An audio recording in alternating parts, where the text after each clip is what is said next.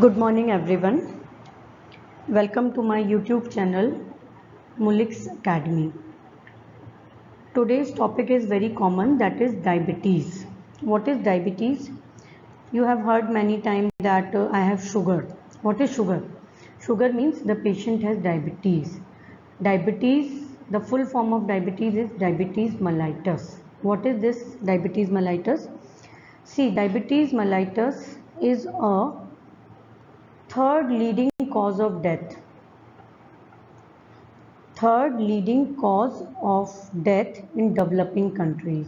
First is heart disease, second is cancer, and after these two, the diabetes is the third leading cause of death in developing countries. Okay, so today we will discuss what is diabetes mellitus, कैसे होती है ये diabetes, कितने type की होती है ये diabetes. सो आज हम ये डिटेल में देखेंगे. So first, what is diabetes mellitus? The full form is diabetes mellitus, or we can say DM. One more diabetes is also, that is diabetes insipidus. Diabetes insipidus is due to deficiency of ADH hormone. What is ADH? Full form of ADH is antidiuretic hormone. Antidiuretic hormone की deficiency से जो diabetes होती है, that is diabetes insipidus. In this large volume of urine excrete. Okay, we will see detail in endocrine system. Today we will discuss diabetes mellitus. So what is diabetes mellitus? It's a metabolic disease. Metabolism we have already discussed in general carbohydrate. It is a metabolic disease characterized by increased blood glucose level. मतलब diabetes mellitus में क्या होगा, आपका जो blood glucose level है वो increase हो जाएगा. अब वो क्यों होगा? ड्यू टू इनसफिशिएंट और inefficient insulin. What is this mean? देखिए, ब्लड ग्लूकोज रेगुलेशन जो होता है उसके लिए रिस्पॉन्सिबल होता है insulin. Insulin is responsible for blood glucose regulation. If this insulin is not in sufficient quantity. Insulin तो है बॉडी में but it's not in sufficient quantity, तो डायबिटीज मेलाइटस हो सकता है. और इनएफिशिएंट इंसुलिन मीन्स इंसुलिन तो सफिशिएंट क्वांटिटी में है but that insulin is incompetent in its action on target tissue. मतलब टारगेट टिश्यू पर जो इंसुलिन का एक्शन होता है वो प्रॉपर नहीं कर पा रहा है इंसुलिन. तो that is insulin in sufficient quantity. Insulin की क्वांटिटी तो सफिशिएंट है बट वो एफिशिएंट नहीं है अपने फंक्शन में. तो इन दोनों कंडीशन में या तो इनसफिशिएंट इंसुलिन है और इनएफिशिएंट इंसुलिन है. इन दोनों ही कंडीशन में ब्लड ग्लूकोज होम्योस्टेसिस और ब्लड ग्लूकोज लेवल जो है वो रेगुलेट नहीं कर पाएगी अपनी बॉडी, और उस कंडीशन में ब्लड ग्लूकोज लेवल इंक्रीज होगा और that condition is called diabetes mellitus. Okay, now what is insulin? We will discuss in detail in a next lecture which will be on insulin only. Here we will see only what is the insulin. Insulin is a polypeptide hormone. Polypeptide means it's a protein. बहुत सारी amino acids की chain जो है वो peptide bond के through attach है. Insulin is a polypeptide hormone produced by beta cells of isolates of Langerhans of pancreas. Pancreas की जो बीटा सेल्स हैं वो इंसुलिन का सीक्रेशन करती हैं, और ये जो इंसुलिन होता है ये ब्लड ग्लूकोज लेवल को मेंटेन करने का काम करता है. Okay, now the next classification of diabetes mellitus. This classification is based on the insulin requirement. Insulin की रिक्वायरमेंट है या नहीं उसके बेस पर डायबिटीज़ को क्लासीफाई किया गया है the 3 types. First is insulin dependent diabetes mellitus, that is IDDM. Name suggest insulin dependent, patient जो होगा वो इंसुलिन डिपेंडेंट होगा। NIDDM non insulin dependent diabetes mellitus, and third is gestational diabetes और gestational diabetes. These are the three types of diabetes mellitus. Now the first is IDDM or insulin dependent diabetes mellitus. Insulin dependent diabetes mellitus. This is also called type 1 diabetes mellitus or juvenile onset diabetes. IDDM को type 1 diabetes mellitus भी कहते हैं और juvenile means it occurs in childhood. और between 12 to 15 year of age में ये जो डायबिटीज़ है ये हो सकता है। It occurs in childhood, so it also called juvenile onset diabetes. In this almost total deficiency of insulin due to destruction of beta cells of pancreas. Pancreas की जो बीटा सेल्स हैं वो डिस्ट्रॉय हो चुकी हैं या वो डिस्ट्रॉय हो गई हैं। जब वो बीटा सेल्स डिस्ट्रॉय हो गई तो वो इंसुलिन का सीक्रेशन नहीं कर पाएंगी, तो almost total deficiency of insulin due to destruction of beta cells of pancreas. अब वो बीटा सेल डिस्ट्रॉय क्यों हुई हैं? तो beta cell destruction may be due to drugs, कुछ ड्रग्स की वजह से वो बीटा सेल डिस्ट्रॉय हो गई हैं, कुछ वायरसेस की वजह से वो बीटा सेल डिस्ट्रॉय हो गई हैं, और there is autoimmunity. Autoimmunity means अपनी ही सेल्स को फॉरेन सेल समझकर हम फैगोसाइटोसिस कर रहे हैं, तो ऑटो इम्यूनिटी की वजह से भी वो अपनी ही बीटा सेल्स जो है वो डिस्ट्रॉय हो गई। तो beta cell destruction may be due to drugs, autoimmunity और वायरसेस। यूजुअली द सिम्टम्स जो है वो अपीयर होते हैं when 80 to 90% of beta cells have been destroyed, and जब 80 to 90% beta cell have been destroyed, then ultimately pancreas fail to secrete insulin in response to glucose ingestion. हमने glucose लिया और उसके रिस्पॉन्स में पेंक्रियाज जो है वो इंसुलिन सीक्रेट नहीं कर पा रहा है क्योंकि 80 to 90% बीटा सेल्स जो है वो डिस्ट्रॉय हो गई हैं। तो अब पेशेंट को क्या होगा?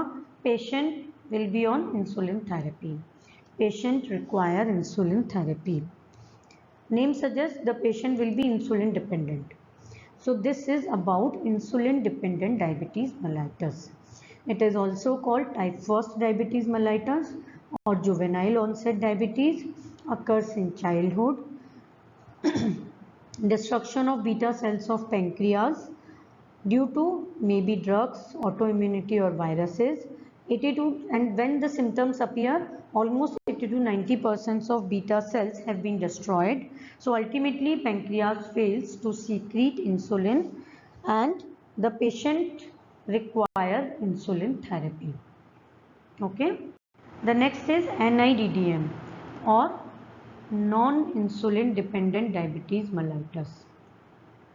मीन्स जरूरी नहीं कि पेशेंट जो है वो इंसुलिन पर ही डिपेंडेंट हो। It is also called type 2 diabetes और adult onset diabetes. Adult onset diabetes means it occurs in adults. Adult means more than 30 years of age में आपको डायबिटीज़ हो सकती है। It occurs in it occurs in adults. Okay, and it is less severe than IDDM. ये उतनी खतरनाक नहीं है जितनी कि इंसुलिन डिपेंडेंट डायबिटीज मेलाइटस है। ओके, एंड ओबेसिटी जो है, ओबेसिटी मीन्स मोटापा।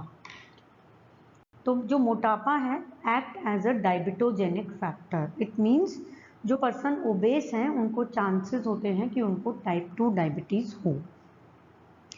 So obesity acts as a diabetogenic factors and it leads to a decrease in insulin receptor. Actually, when obesity increase, insulin receptors decrease on the target cell. So insulin receptor अगर कम हो जाएंगे तो insulin in sufficient quantity में है but वो target cell पर अपना action नहीं कर पाएगा। Okay, The patient of NIDDM may have either normal or even increased insulin level. Insulin का जो लेवल है वो उनकी बॉडी में नॉर्मल है और मे बी इंक्रीज्ड है, बट वो अपना एक्शन प्रॉपर नहीं दिखा पा रहा है। कई बार वेट रिडक्शन मतलब ओबेसिटी है, अगर कोई पेशेंट ओबेस है, and sometimes weight reduction by diet control, patient अपना डाइट कंट्रोल करे और वेट रिड्यूस करे, that is sufficient to correct NIDDM।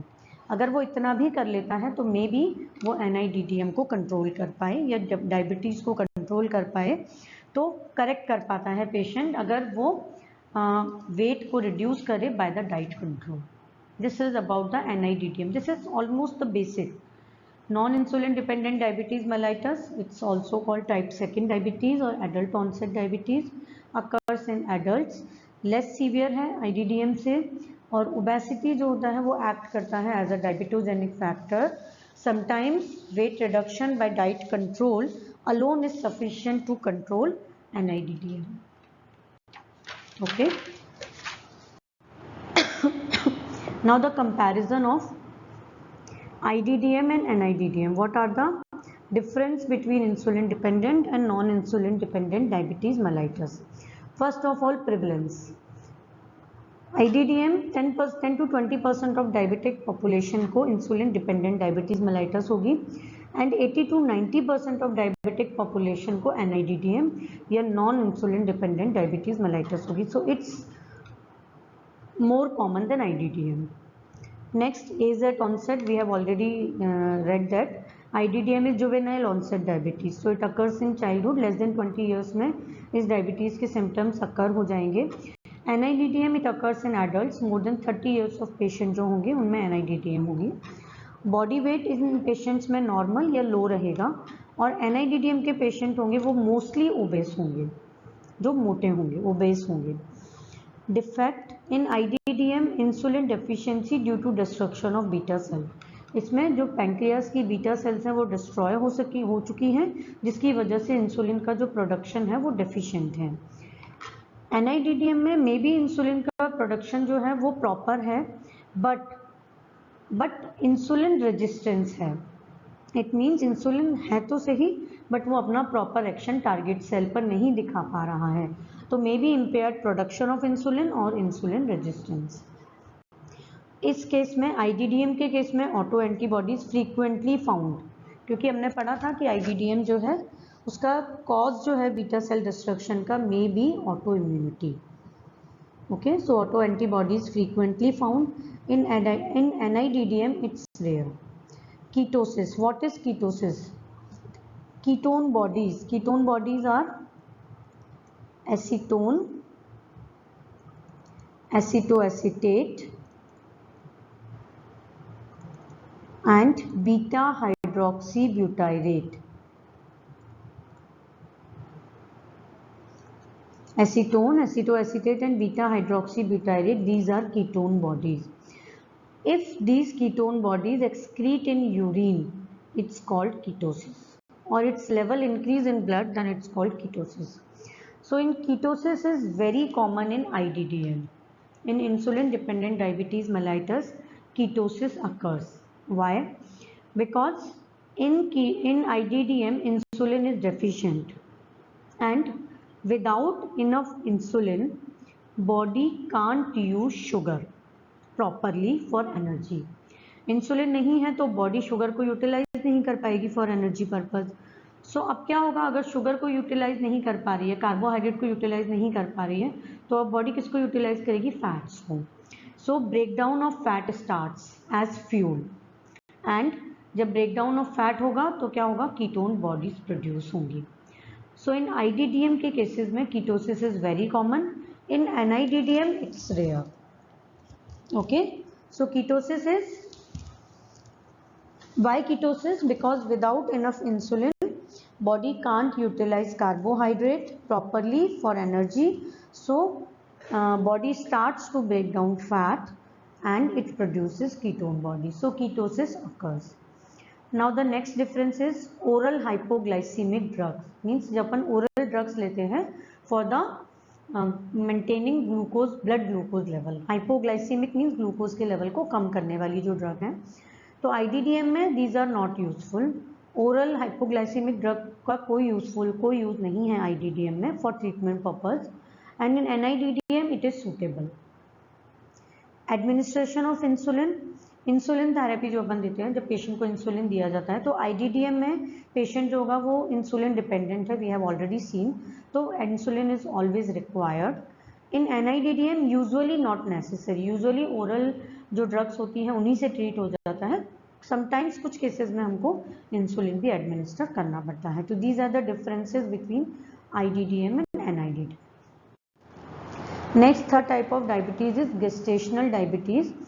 It occurs when the mother have diabetes during pregnancy.